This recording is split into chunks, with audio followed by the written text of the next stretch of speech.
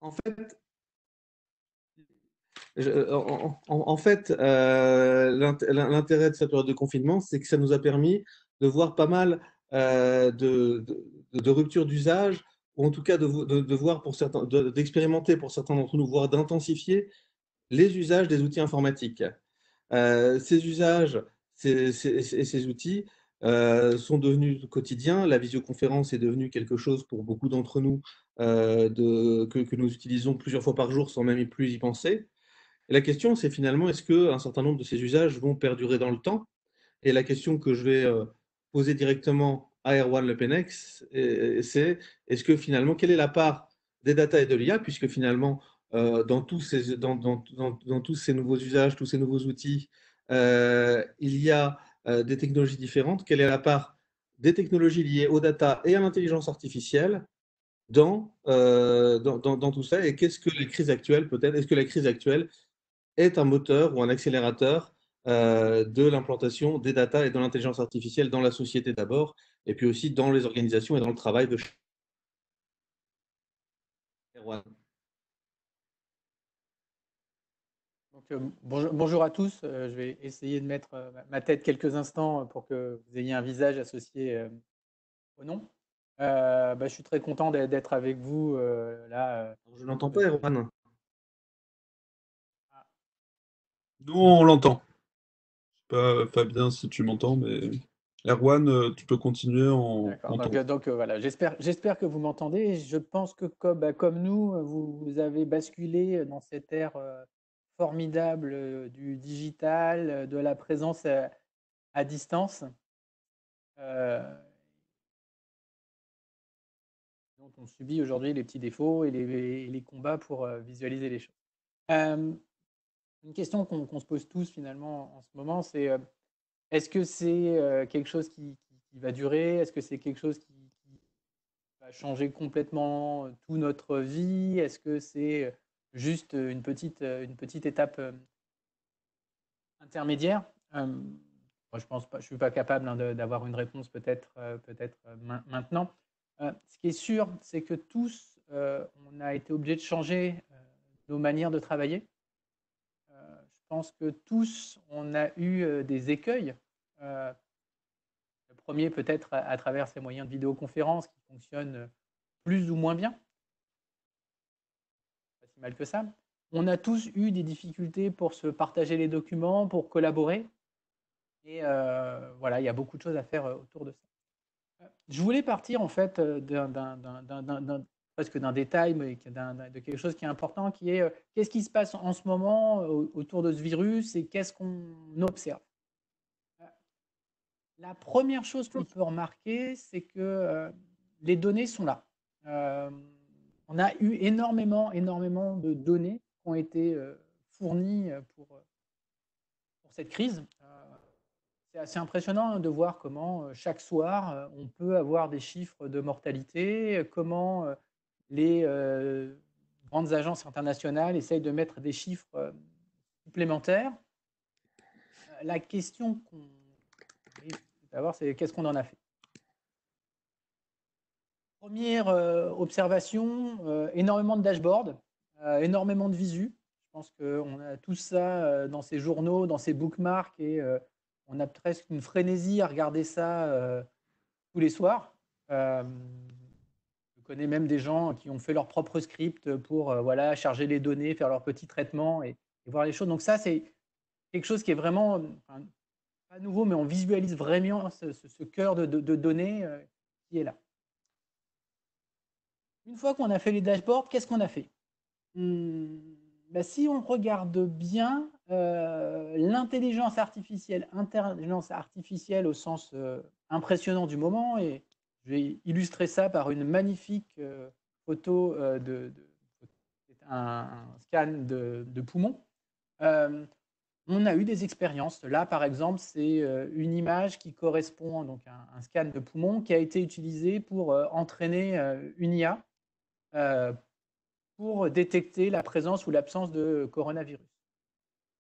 Je suis sûr et certain que vous avez vu traîner ça dans les journaux parce qu'il y a eu beaucoup de communication des équipes d'apprentissage automatique autour de ça. Et puis, ça s'est arrêté là. Je ne pense pas que vous ayez entendu de passage en production de ces solutions. Alors, il y a deux problèmes. Le premier problème, c'est clairement, il y a un problème réglementaire. On ne peut pas faire tout et n'importe quoi, même en période de crise. Il y a quand même des garde-fous. Et le deuxième, qui est illustré par cette image-là, alors c'est une image dans laquelle vous voyez des zones qui sont un peu plus jaunes. Ça correspond aux zones de l'image qui ont été utilisées par l'algorithme pour prendre sa décision. De manière heureuse, on voit qu'il regarde quand même plutôt les poumons. Et puis, si on regarde bien, on s'aperçoit qu'il va utiliser deux indices particuliers. La clavicule, l'épaule, et puis de l'autre côté, il y a un R sur notre image qui semble être également utilisé. En fait, il semblerait que la plupart des résultats impressionnants qui ont été annoncés, elles étaient dues à ce qui se passe, ça s'appelle de la fuite d'informations. C'est-à-dire que en fait, les données de patients Covid et les données de patients non Covid étaient très différentes les unes des autres. Il y avait des lettres sur les patients Covid, il n'y avait pas sur les autres. Et le cadrage, entre guillemets, n'était pas le même. Et donc, en fait, ce qu'avait appris à reconnaître l'ordinateur, c'était pas le fait que ce soit Covid ou pas Covid, mais plutôt quel était le radiologiste qui avait fait la radio. C'est une problématique qu'on a souvent, et c'est aussi le fait qu'on a vu, hein, c'est qu'on a plutôt vu des modélisations de la statistique, j'ai envie de dire, à l'ancienne, cette fois-ci, pas forcément pour faire des prédictions très précises, mais pour donner des indicateurs, pour aider à prendre des décisions dans le futur. Je pense que c'est assez caractéristique de ce qui se passe en ce moment, en fait, dans le monde de l'entreprise, là. C'est qu'on a des technos qui sont là, on a des données qui arrivent de plus en plus. On commence à être, j'ai envie de dire, très très fort pour faire la visualisation, de l'analyse de ce qui se passe. La partie prédictive reste quand même beaucoup plus difficile, parce que c'est intrinsèquement beaucoup plus difficile.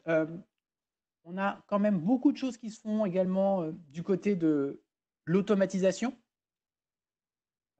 qui est encore une problématique un petit peu différente. Et mon impression, hein, c'est que la crise actuelle, elle cristallise un petit peu tout ça. Sur un certain nombre de métiers, elle a obligé à mettre les données un peu plus en avant, parce que l'échange d'informations est devenu un petit peu plus difficile par les moyens plus traditionnels. Je pense là, que c'est quelque chose qui va rester. Maintenant, comment ça va se traduire dans l'entreprise, c'est quand même une question qui est un petit peu différente. Tout à fait. Et d'ailleurs, c'est l'une des vraies questions. On entend de plus en plus parler des datas dans l'entreprise, des datas comme nouvel ordre de l'entreprise, à tel point que l'entreprise devrait peut-être parfois même adapter son organisation aux data. On entend même aujourd'hui parler d'organisations qui seraient data-centriques, centrées uniquement autour de la donnée. Est-ce que tu peux est-ce que tu peux nous faire un petit éclairage là-dessus? Alors, je pense qu'on peut commencer peut-être par une petite question pour les participants. Donc, normalement, si tout se passe bien, vous devriez avoir un magnifique sondage qui s'affiche en face de vous. C'est vraiment à titre d'information. Dans votre organisation, pour l'instant, comment vous êtes structuré autour des données? Est-ce que vous êtes dans le mode data-centric? Tout est organisé autour des données. Est-ce qu'il y a déjà une mise en place d'un partage d'informations? Est-ce que vous êtes dans une situation, je vais dire, plus traditionnelle, dans laquelle les données sont encore organisées en silo, chaque équipe ayant ses propres données et ayant plus de mal à les partager?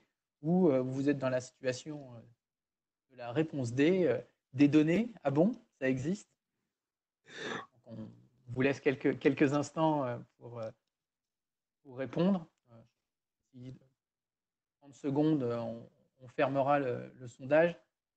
Il va voilà, juste donner une indication de ce qui se passe. Alors, je rassure hein, d'avance tout le monde, je ne connais pas tant que ça d'organisations qui sont dans le mode A, le mode dit data-centrique. Je me demande d'ailleurs si ce n'est pas un fantasme peut-être de CDO ou de DMO. qui est de penser à travers voilà, sa lorgnette, de dire, bah voilà, moi, je suis en charge de ça, des données. Je pense que ça doit être la colonne vertébrale de l'entreprise. C'est pas évident que ce soit une réalité. Si on regarde le bilan de ce petit sondage,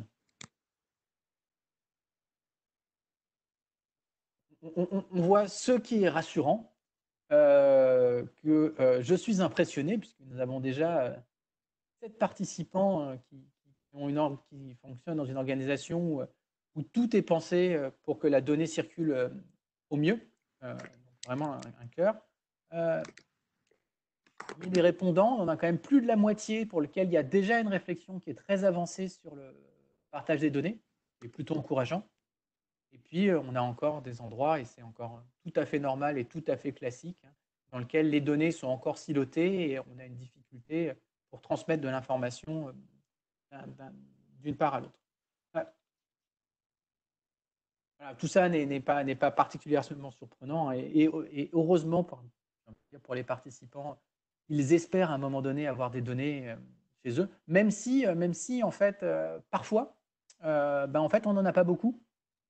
Si vous pensez, dans le cadre médical, on a dû travailler au départ sans aucune donnée sur le nouveau virus.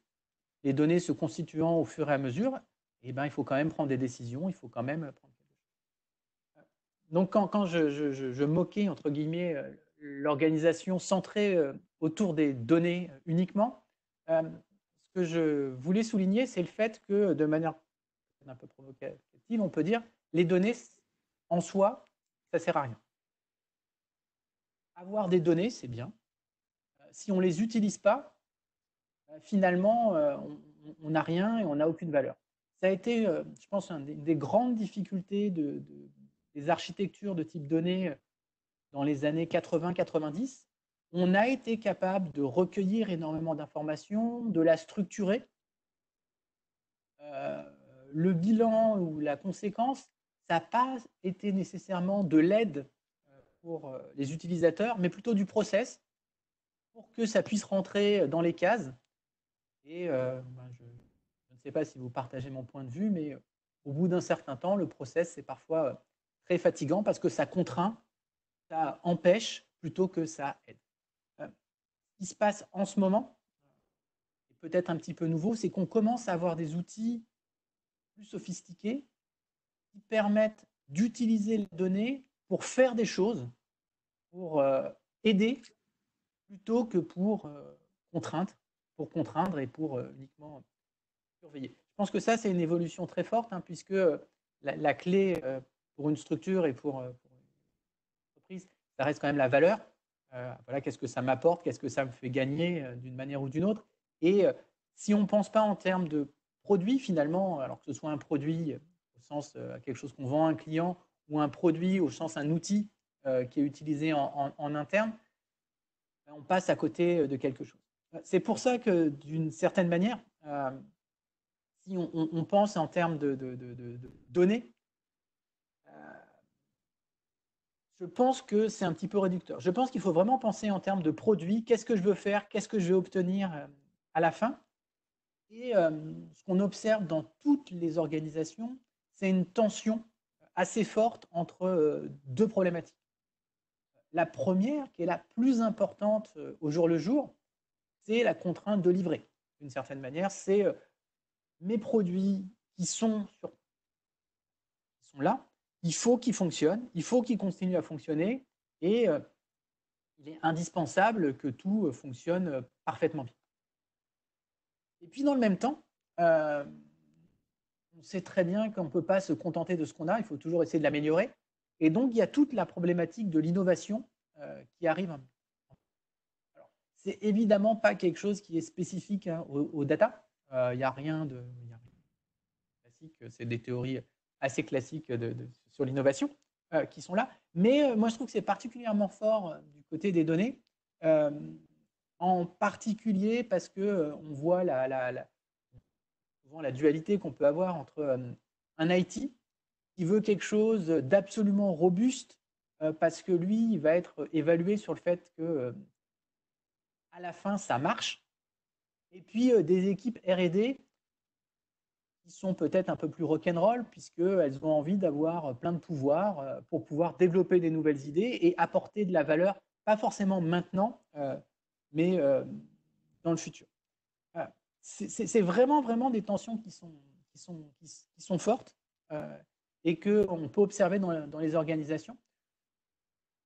Je n'ai pas encore vu, moi, de solution magique qui permet de régler ces deux termes en même temps, mais c'est aussi des combats qu'on peut voir dans toutes les structures, entre ce besoin d'avoir quelque chose de très robuste, très contraint pour garantir que ça fonctionne bien, et puis un peu plus de souplesse pour pouvoir créer des nouveautés.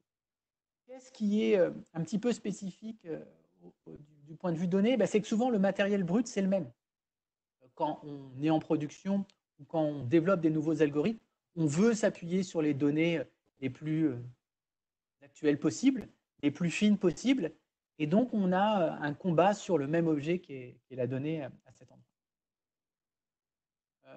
Autre chose sur laquelle il faut réfléchir, c'est que je pense que pour une entreprise, au fond, la seule branche importante dans ce schéma, c'est la valeur.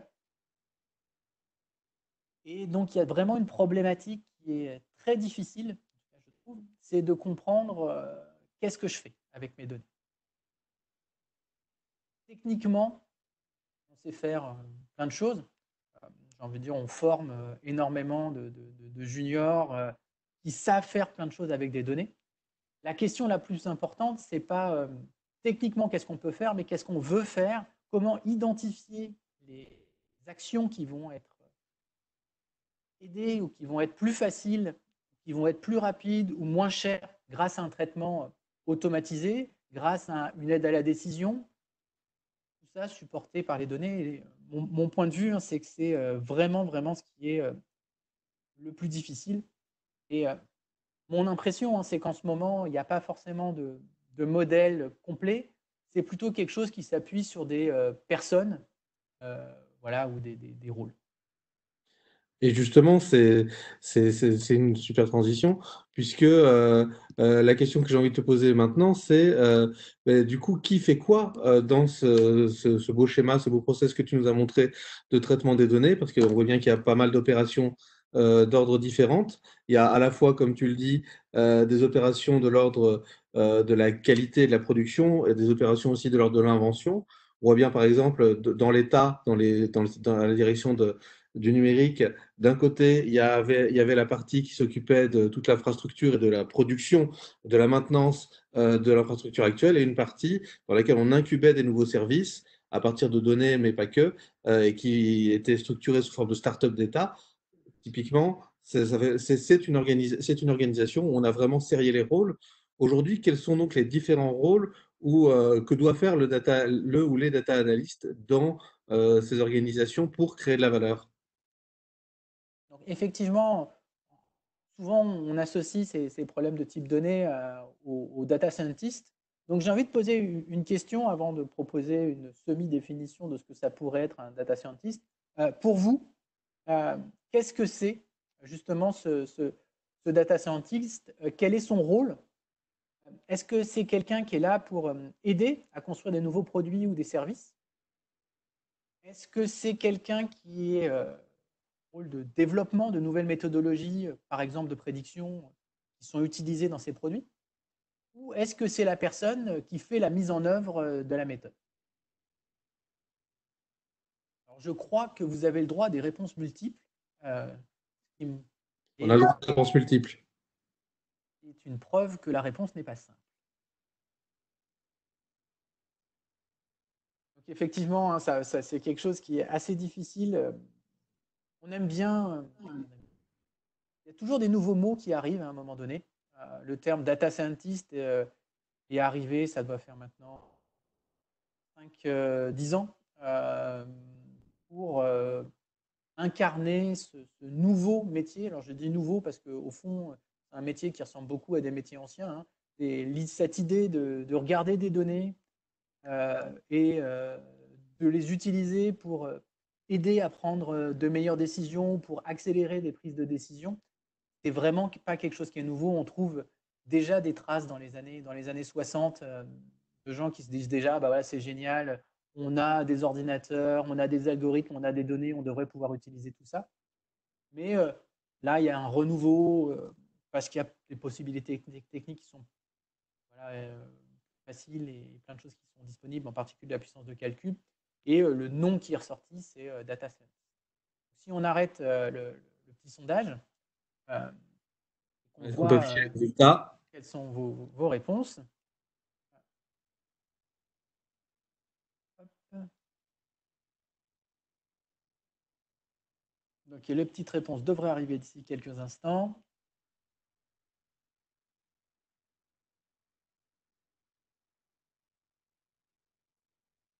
Alors, en attendant, voilà, Voilà. c'est pas mal, puisque c'est bien partagé.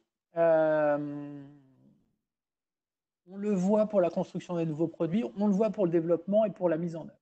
Et effectivement, si on regarde la description de la data scientist moderne, c'est quelqu'un qui sait faire, j'ai envie de dire, à peu près tout. Elle a une formation maths-stat. Pourquoi? Parce qu'il y a des données, il y a de l'incertitude, il y a du bruit.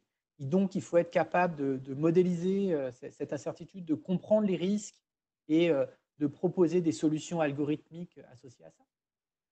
C'est évidemment quelqu'un qui est une expert des bases de données parce que c'est indispensable de pouvoir aller chercher des données, requêter et structurer l'information.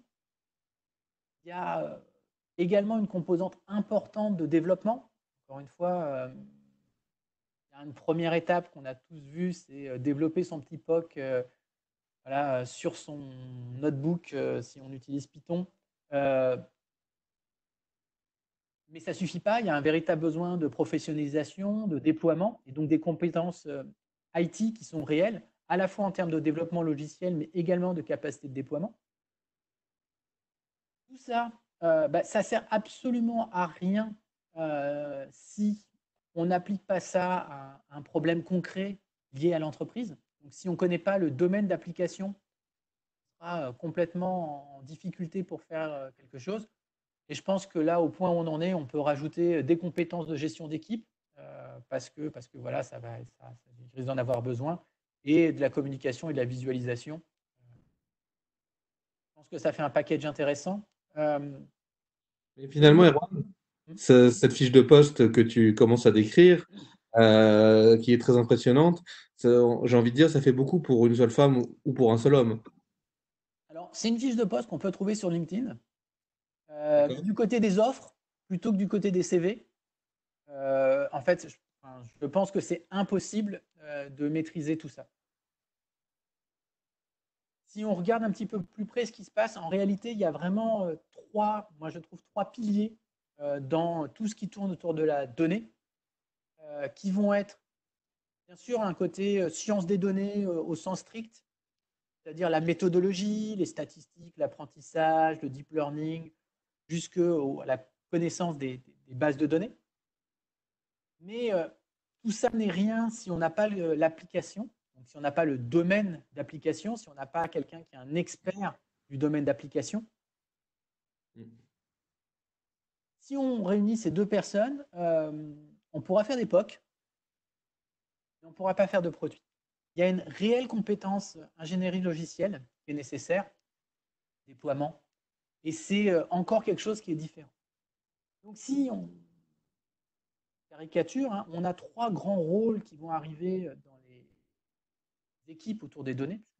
On voit tout de suite qu'on va avoir une histoire d'équipe. L'expert du domaine, c'est la personne qui est capable d'identifier les difficultés, qui va s'assurer que la solution proposée, elle soit utilisable, au sens, pas que ergonomique, mais au sens où elle correspond à quelque chose qui est faisable en pratique. Un data scientist hors sol peut tout à fait proposer des prix négatifs. Alors, je sais que c'est possible maintenant sur certaines options du pétrole, mais ce n'est pas forcément une bonne stratégie. Voilà, il peut aussi vous recommander d'utiliser voilà, des poids négatifs qui peuvent peut-être améliorer votre design, je ne sais pas quoi. Voilà, il y a plein de contraintes métiers qui sont importantes à prendre en compte. Et du coup, ça m'amènerait presque à une question supplémentaire, Erwan, qui serait de se demander si, plutôt que de chercher le data scientist qui sait tout faire, il faudrait pas qu'on soit tous un petit peu, qu'on devienne tous un petit peu des data scientists, ou en tout cas que tous dans les métiers aient un minimum de culture de la donnée pour comprendre à quoi tout ça sert et comment travailler avec les data scientists, parce que c'est pas seulement le data scientist qui va pouvoir faire l'ensemble des pas, qui va pouvoir franchir le fossé parfois qui peut le séparer du métier. Donc, du coup, ça plaide pour une culture généralisée de la donnée, en fait. Ouais, je pense que là, tu prêches quelqu'un d'assez convaincu en termes de formation. Moi, je reste persuadé qu'on a un réel besoin d'avoir une culture des données. Euh, Comme on a appris à lire, à écrire, je pense que penser en termes de réflexion autour des données, de ce qu'on peut faire, c'est quelque chose qui est important. Il n'y a pas forcément besoin d'être un expert technique de tout. C'est vraiment pas nécessaire, mais connaître les grands principes, c'est important. Et ce fait que ce soit difficile d'être à la fois un spécialiste et un généraliste, c'est ça.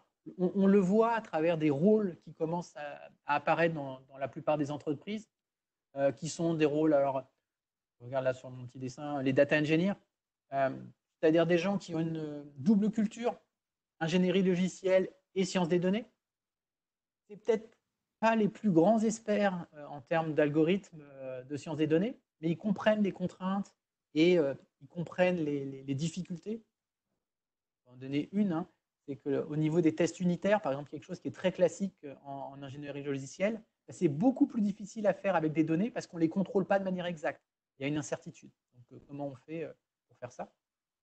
Et puis, c'est quand même quelqu'un qui est au fait du développement logiciel parce que c'est crucial pour passer du POC et du Data Lab en sol, celui où on a mis des data scientists dans une salle, on leur a donné des données, on leur a souhaité de bonne chance, et ils finissent par faire un truc qui tourne sur leur laptop.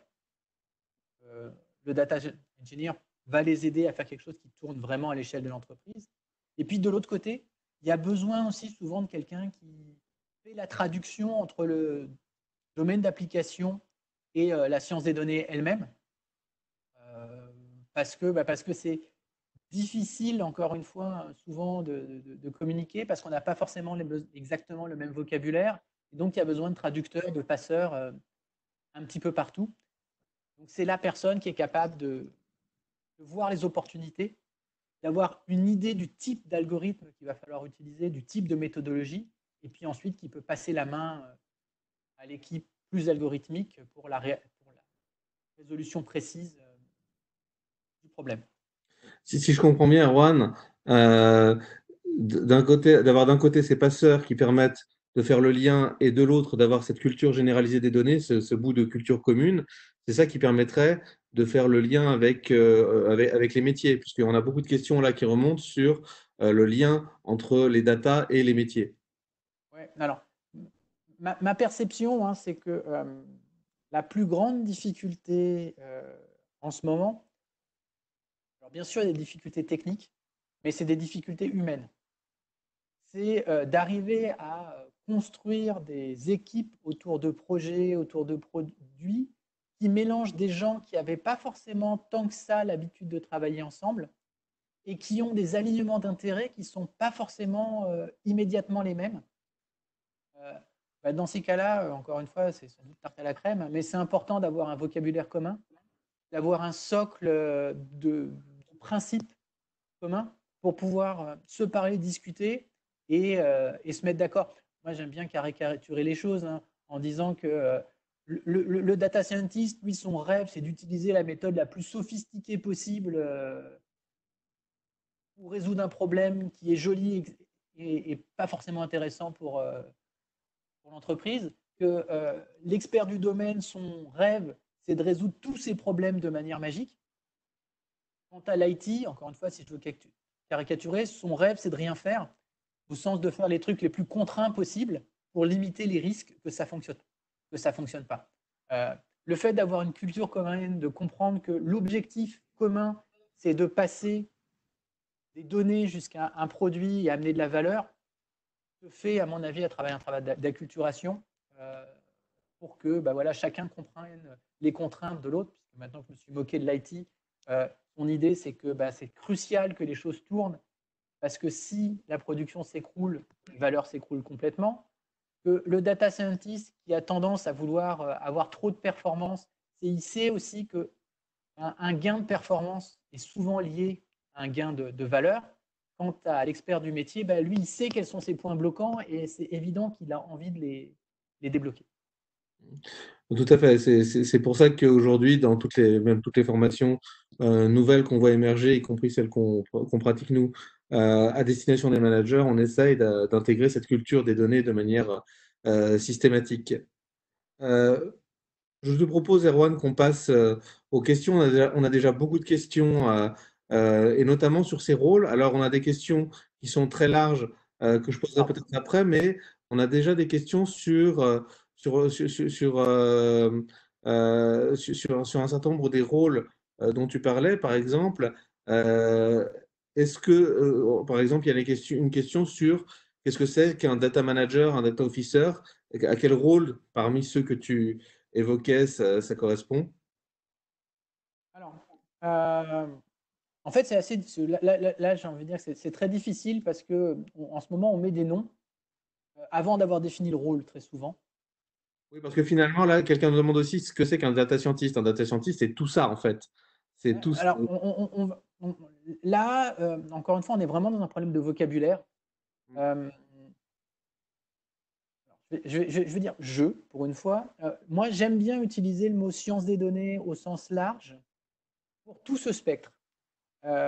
Parce que je pense que ce qui est important, c'est le côté données et que les aspects techniques doivent passer derrière. Maintenant, le mot data scientist, est-ce qu'il est utilisé en ce moment? C'est plutôt l'algorithmicien.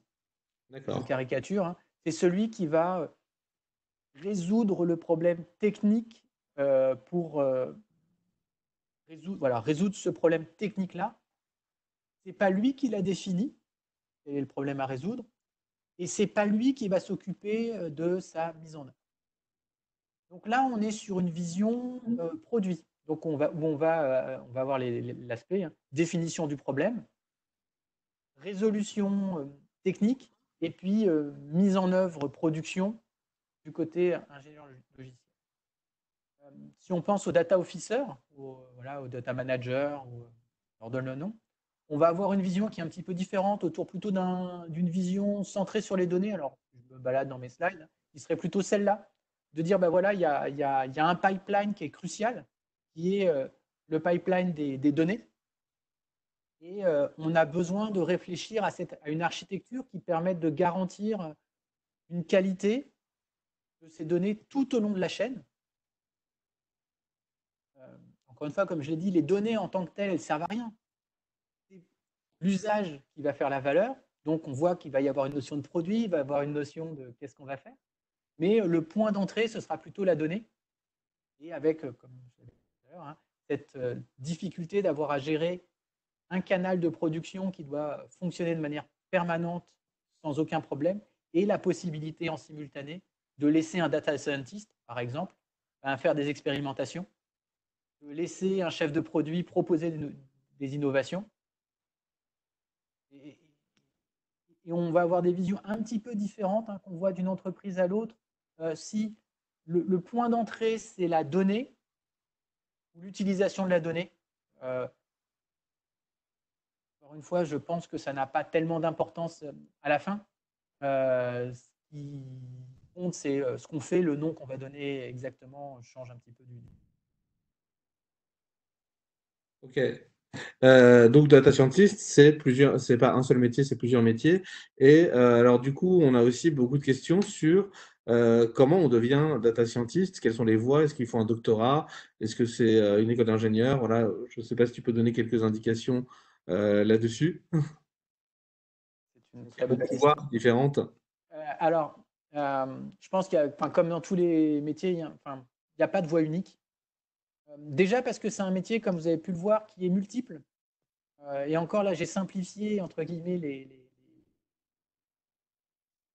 la grille de lecture, parce que pour presque j'ai exagéré, chacun peut avoir sa vision de la science des données, son outil fort, l'algorithme, le développement logiciel, l'infrastructure, le raisonnement produit.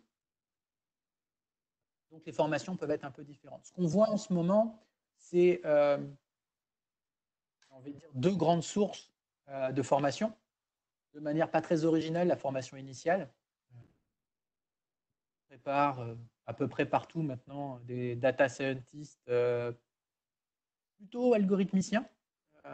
De manière surprenante, c'est plus difficile de faire des formations côté ingénierie logicielle. Je pense qu'en France, on est moins dans la culture. C'est des choses qu'on retrouve plutôt dans les écoles spécialisées en informatique, mais pas forcément encore avec la composante donnée. Là, c'est un profil qui est assez recherché en ce moment. On a aussi des formations pour du côté des gens du métier. Hein. Ma perception, encore une fois, mais c'est que c'est difficile pour un junior de maîtriser à la fois le domaine et la science des données, parce que c'est des pieds sur des disciplines qui sont souvent assez différentes. Donc ça, c'est plutôt pour des formations de type formation continue. On a énormément également de formations au sens, je ne sais pas comment on peut dire, de gens qui travaillent déjà autour des données, qui ne sont pas data scientists sur le papier, parce que c'est un titre qui n'existait pas au moment où ils ont fait leurs études, mais qui ont déjà tout l'état d'esprit et pour lequel il y a besoin je veux dire un vernis, peut-être un peu plus qu'un vernis, mais d'une reformation pas forcément très très longue pour comprendre quels sont les nouveaux outils et se les approprier. Par exemple, moi je trouve qu'il y a une continuité très très très forte entre les métiers de type data analyst et data scientist.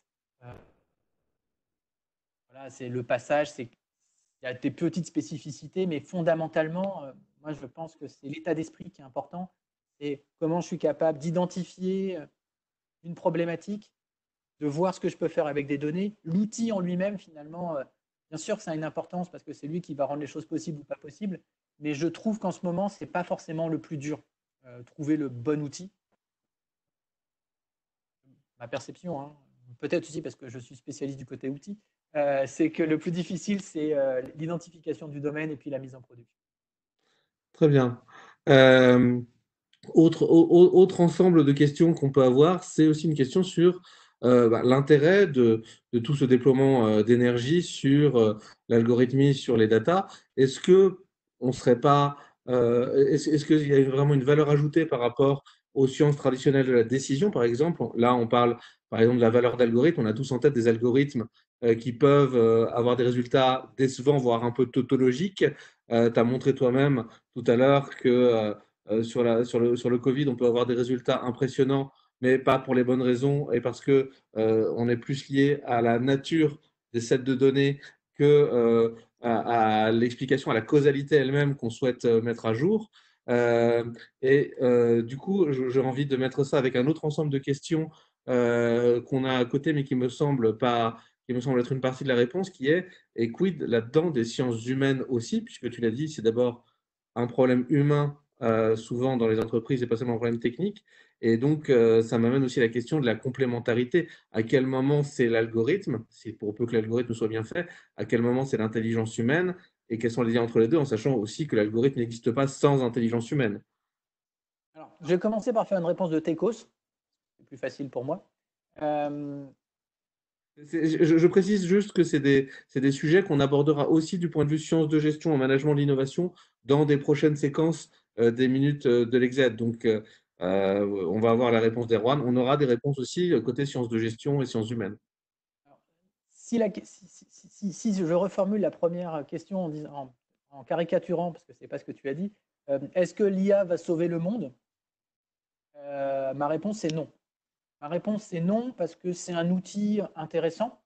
Alors quand je dis IA, je vais reprendre, je vais dire machine learning parce que c'est apprentissage automatique qui est la voie la plus utilisée en ce moment, mais pas l'unique en intelligence artificielle. Et peut-être que je peux rebondir là-dessus juste après. C'est une technique dans laquelle on se dit que si on observe bien le passé, on va pouvoir faire quelque chose maintenant qui va servir pour le futur. Une des hypothèses super fortes, c'est qu'il se passe demain la même chose qu'hier. Ça marche bien sur certains trucs, hein. Si vous regardez les algos de reconnaissance d'objets, ça s'est vachement amélioré. On a des outils maintenant assez forts, visuels, de diagnostic, de détection de défauts qui fonctionnent extrêmement bien. Là, l'intérêt, c'est accélération et baisse des coûts. Ça, c'est des objets qui existent. Maintenant, si vous regardez les intelligences artificielles, et j'utilise à dessein ce mot que je n'aime pas, pour le Covid, je crois qu'il y a un article formidable qui a alors, je vais peut-être accuser Stanford, mais je crois que c'est eux, dans lequel il y avait un communiqué de presse nous expliquant qu'une intelligence artificielle avait vu que si on faisait un relâchement dans le confinement, il y aurait plus de cas. Voilà, merci d'avoir travaillé. Voilà, tout le monde le devine. Et de toute manière, comme il n'y a pas assez de données, je reste persuadé qu'ils ont utilisé des modèles et qu'en fait, ils ont reproduit des modèles qui restent. Ce que je veux dire par là, c'est que on a peut-être trop tendance à entendre les GAFAM qui nous racontent des superbes histoires parce qu'ils bossent dans deux domaines particuliers. Le premier, c'est qu'ils ont énormément de données, beaucoup de problèmes avec des utilisateurs en ligne sur lesquels on peut faire tout et n'importe quoi parce que ce n'est pas très grave. Ce n'est pas du tout la même chose en industrie plus lourde parce qu'il y a des conséquences qui sont beaucoup plus importantes. Et puis, c'est aussi des endroits où c'est beaucoup de la relation publique. Les communications qui sont faites sont vraiment pour mettre en avant le côté techno des entreprises et ne correspondent pas forcément à ce qui est implémenté à l'intérieur. Je ne vais pas vendre les secrets de Criteo, par exemple, hein, mais les techniques qu'ils utilisent, ce n'est pas des techniques révolutionnaires, elles sont juste super bien utilisées. Donc ça, c'est un premier point. Et le deuxième qui est sur l'aspect humain, moi, je pense qu'il arrive à deux endroits. Le premier, c'est comment on fait pour utiliser le savoir-faire humain. Là, je suis encore du côté technique, hein, parce que on sait que nous, on apprend beaucoup plus vite que les machines, parce qu'on a des modèles, parce qu'on a des structures de réflexion. Ça, on ne l'a pas encore nécessairement dans les machines. Donc, apporter de la connaissance humaine, structurer les choses, ça aide énormément. Encore une fois, moi, je n'ai pas du tout honte de déployer des systèmes experts dans lesquels, finalement, on n'a même pas utilisé les données. On a demandé à des experts ce qu'ils savaient et on s'est contenté d'encoder pour accélérer les choses. J'ai vu des superbes expériences, par exemple, de rédaction automatique de brouillons de compte-rendu d'expérience à partir des données chiffrées. C'est des tâches qui sont fastidieuses, aller recueillir les données, en faire des tables, faire des commentaires qui sont standardisés, par exemple, si on doit passer des validations à la FDA. Si on a un outil qui nous fait ça de manière automatique, il n'a pas besoin d'être super intelligent, c'est très systématique, mais on a énormément de gains. Donc, il y a tout un jeu comme ça d'encodage des connaissances humaines. Et dernier point, pour aller sur le côté encore plus humain, je pense qu'on l'a tous observé, hein, si on n'a pas l'adhésion des utilisateurs, ça ne fonctionnera jamais. Et un des grands enjeux en ce moment, c'est finalement le partage des bénéfices de l'automatisation. Est-ce qu'on est là pour remplacer l'utilisateur, remplacer l'utilisateur, donc là souvent c'est un employé, hein, le pauvre, voilà, on va complètement remplacer son travail, ou est-ce qu'on est là pour l'aider sur les tâches les plus pénibles? Là encore, hein, ce que j'ai pu observer, c'est que c'est nettement plus facile de faire passer un projet quand on vient aider les gens que quand on vient les remplacer. C'est étonnant, hein, mais ça a des implications. C'est-à-dire que si vous arrivez avec un projet où il est évident que la personne va disparaître après, je peux vous assurer que le partage des données va être beaucoup plus difficile. Alors que si vous avez identifié un point difficile et que vous lui dites, voilà, moi, cette tâche désagréable, je vais te la faciliter, ça change vraiment tout.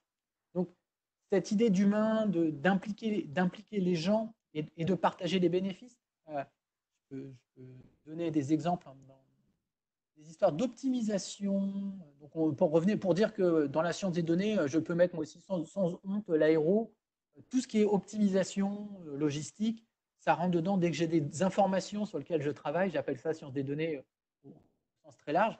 J'avais vu des optimisations d'emploi du temps pour des manutentionnaires où voilà, l'idée c'était en temps réel de les réallouer aux bons endroits dans des aéroports. Première réaction, c'est mais c'est horrible, on ne va jamais le faire, vous allez nous sucrer toutes les pauses. Et la deuxième chose, c'est qu'ils ont dit ben, on va se mettre d'accord, mais voilà, en échange, on va vous demander un peu plus de flexibilité, mais par contre, on vous garantit des vraies pauses du midi parce qu'on est plus efficace sur la manière de répartir les choses.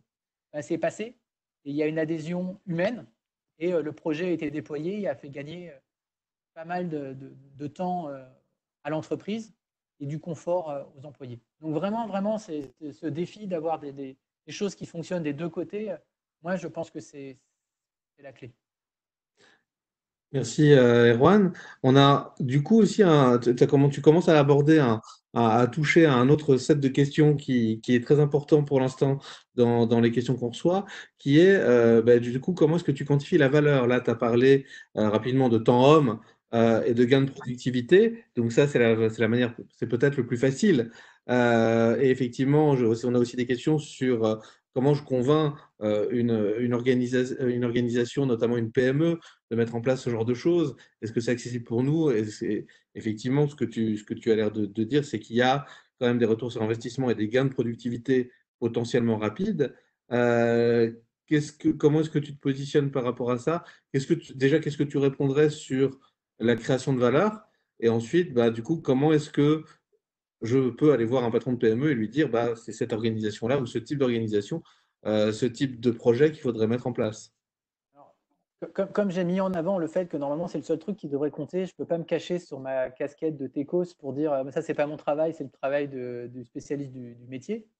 Pour moi, c'est une des plus grosses difficultés. Pourquoi? Parce que si je reviens en mettant du côté technique, il y a déjà une première difficulté, c'est que ce que fait un ordinateur, c'est optimiser. Et optimiser, ça veut dire optimiser un critère, la plupart du temps, défini par l'utilisateur. Et donc, il y a un moment donné, cette valeur, il va falloir la quantifier. Alors, il y a des trucs, c'est facile. Si on change un tout petit peu un process et que voilà, on se contente de diminuer, je ne sais pas, le taux de mauvaises pièces, c'est assez facile de se mettre d'accord sur la manière d'évaluer la réussite. Quoique, parce que souvent, on s'insère dans un système plus complexe. Par exemple, je crois qu'il y a des expériences qui ont été faites en psychologie qui montrent que un client, il est presque plus content quand sa pièce, quand son truc tombe en panne et que le service après-vente lui donne une bonne réponse que quand il n'a pas de souci. Donc, il y a plein d'effets subtils qui peuvent arriver qui font que apprécier la valeur en soi d'un truc, et c'est très difficile. Or, c'est central. C'est central parce que c'est central pour le design de l'algorithme. J'ai vu hier, je crois, des économistes qui proposaient un simulateur d'un monde avec des petits acteurs qui jouent tout seuls. Et l'idée, c'est de voir si on ne peut pas trouver de manière automatique des politiques d'impôts et de taxes optimales. Et ce qu'ils mettent tout de suite en avant, mais c'est que vous allez voir que tout va dépendre du critère de réussite que vous mettez dans votre application. Et si vous voulez maximiser la moyenne, par exemple, des revenus, ce n'est pas la même chose que de maximiser la richesse du 1% le plus haut ou la richesse du 10% le plus bas. Ce n'est pas du tout les mêmes stratégies qui vont fonctionner. Dans une entreprise, c'est difficile, moi je trouve, d'évaluer le gain que va apporter une solution dès le départ. C'est évidemment un point crucial. Contrairement à ce qu'on dit, ça ne coûte pas zéro de faire un projet sciences des données. Ça coûte. Il y a du temps, il y a de l'investissement, il y a de la machine, il y a de la maintenance. Il y a, de ce que j'ai vu, encore une fois, il y a des trucs qui ont l'air d'être plus faciles que d'autres. Je vous encourage toujours à attaquer les problèmes les plus simples. des petites automatisations, des petites aides, parce que souvent le coût n'est pas monstrueux pour un retour pas si catastrophique que ça, mais évaluer ex nihilo le gain qu'on va avoir dès le départ, c'est très très dur. Je ne connais pas encore de méthodologie qui sache vraiment le faire. Pourquoi? Encore une fois, c'est parce que déjà, c'est pas facile si notre système n'était pas interconnecté avec l'extérieur. Mais dès que le système il est branché sur le monde extérieur, ce qui est le cas d'à peu près tous les trucs, c'est très très dur de ne pas se planter sur une boucle de rétroaction auquel on n'a pas pensé. Donc il y a quand même des phases d'expérimentation qui sont assez importantes. Il y a des endroits où c'est facile. Alors, encore une fois, si on regarde sur le digital, donc les sites en ligne, la plupart passent leur temps à expérimenter. On ne voit pas tous la même version du site au même moment, parce que c'est le plus simple à faire quand on a beaucoup de clients, c'est d'essayer des trucs et de voir ce qui a l'impression de marcher le mieux. C'est la stratégie chez Google, c'est la stratégie chez Amazon. Ça veut dire qu'eux-mêmes ne sont pas capables d'évaluer le gain d'une modification dès le départ. Il faut essayer. Oui, c'est une question difficile et c'est pour ça qu'une PME va plutôt avoir tendance à utiliser des produits, déjà quelque chose, alors qu'un grand groupe va pouvoir plus développer de la technologie. Startup, évidemment, c'est différent puisque le produit, c'est souvent sa technologie. Merci beaucoup, Erwan. Dans les quelques minutes qui restent, peut-être qu'on pourrait aborder aussi l'avenir et donc se demander quelles seraient les prochaines étapes dans cette implantation de l'intelligence artificielle dans les organisations et dans la création de la valeur. Qu'est-ce qu'on peut espérer quelque part et craindre éventuellement aussi dans les prochains mois, les prochaines années, suite à la crise ou indépendamment d'ailleurs de la crise. Qu'est-ce qu'on doit attendre, qu'est-ce qu'on peut attendre de l'intelligence artificielle? C'est une belle question. Tu as 3 minutes. Ouais, ma première réponse totalement bête, c'est que moi, ce que j'aimerais, c'est que le fait qu'on ait des données puisse nous permettre de faire plus facilement des retours d'expérience. Alors, j'y pense en particulier pour les politiques publiques, un sujet que je connais bien. Mais de manière générique, on a l'avantage d'avoir beaucoup plus facilement qu'avant une vision de ce qui se passe. Regarder ce qui se passe, c'est souvent informatif et ça permet déjà de faire beaucoup de choses. Donc moi, mon rêve, et ce que je vois quand même, c'est que déjà, ces outils nous permettent de faire des choses peut-être qui peuvent paraître simples, qui ne font pas rêver, mais de savoir déjà ce qui se passe en ce moment. Dans les gains que je vois immédiats ou dans les évolutions immédiates, on voit apparaître la robotisation pour de l'aide à la décision. Ça veut dire, quand on parlait du facteur humain, je ne crois pas à l'ordinateur qui va prendre toutes les décisions pour nous. Par contre, il peut nous aider.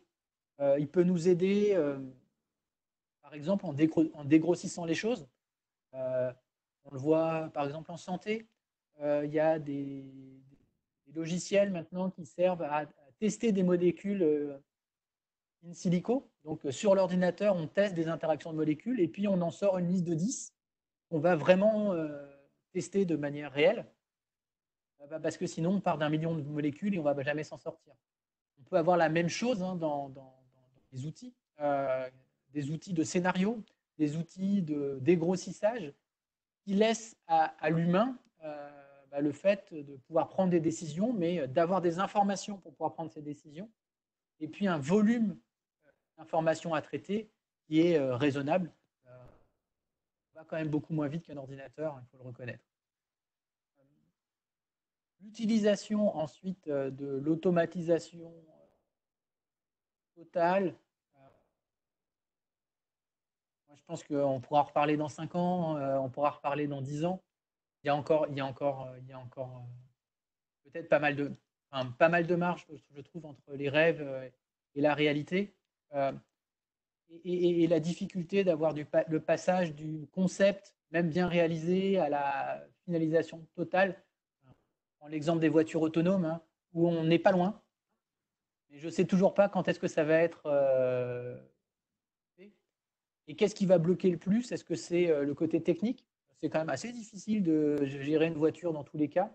ou le côté humain légal de comment on gère ces objets-là, prennent des décisions et qui est responsable.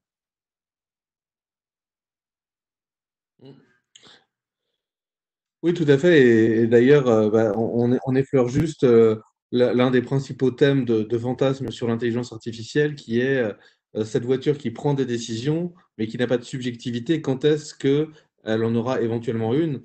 Quand est-ce que on pourra dire que c'est la voiture qui pense et non pas simplement un algorithme à l'intérieur de la voiture? Et donc, est-ce que peut-être que dans les 2 minutes qui nous restent, c'est peut-être un peu court, mais peut-être que tu peux dire quelques mots sur ce mythe de la singularité qu'on n'a pas évoqué jusqu'à présent parce que c'est un horizon lointain et un peu fantasmatique, mais peut-être que dans les questions, ça transparaît un peu, qui peut faire peur à certains. Alors, là, j'aurais tendance à dire que j'ai pas peur. Je pense que la singularité, elle fait la course un peu avec la fusion froide. Euh, c'est pas pour C'est la blague. c'est pas pour tout de suite. C'est dans 50 ans, mais tout le temps. Alors là encore une fois, hein, on est très très très très très très très loin de ça. Pour l'instant, ce qu'on a. Mathias me rappelle de réexpliquer un peu plus ce qu'est la singularité. Je pensais l'avoir fait, mais peut-être. Donc la singularité, c'est le moment où on va avoir des ordinateurs qui sont plus intelligents que les humains. Et donc, qu'est-ce qui va se passer à ce moment-là? Et qui auront une conscience d'eux-mêmes. Tout va bien. Je veux dire, pour l'instant, tout va bien. Pourquoi? Parce que pour l'instant, ce qu'on sait faire, c'est optimiser des fonctions. Ça veut dire que on en est encore à donner à la machine le critère de qualité, c'est très subjectif. Et ça, c'est pas encore une machine qui le décide.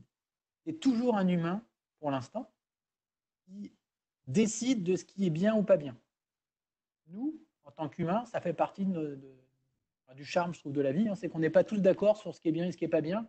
On n'a pas tous le même objectif dans la vie, parce que on se le définit plus ou moins indépendamment. Alors, plus ou moins, quand même un petit peu influencé par la société, mais quand même, ça, pour l'instant, l'ordinateur, on est à des années-lumière de ça.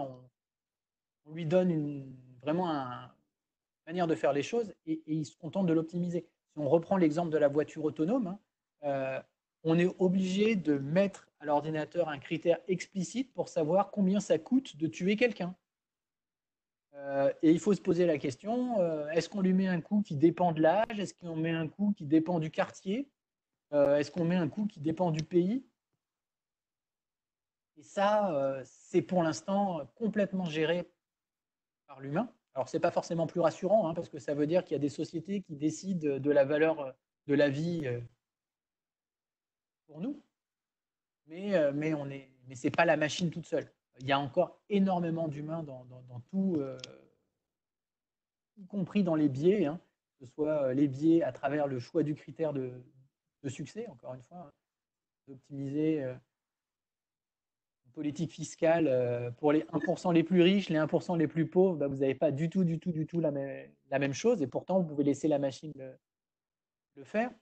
On a encore beaucoup d'humains dans les jeux de données eux-mêmes, puisque j'en ai pas parlé, mais un ordinateur, ça imite.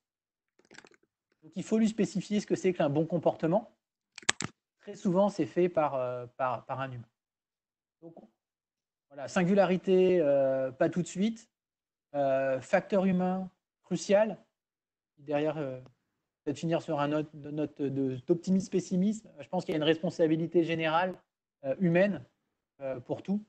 Et c'est un super outil. On peut faire plein de choses. Il faut faire attention pour bien s'en servir. Merci Erwan pour cette belle conclusion. On a commencé à tirer pas mal de fils qu'on va approfondir avec d'autres points de vue, d'autres enseignants-chercheurs de l'école dans les prochaines minutes.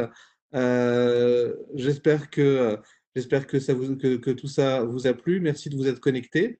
Et je vous donne rendez-vous dès la semaine prochaine pour un échange avec Philippe Drobinski sur le thème ce que la crise du coronavirus nous dit de la transition du changement climatique. Voilà. Je vous remercie infiniment donc j'espère vous revoir la semaine prochaine pour la prochaine minute de l'Exed. Merci à tous.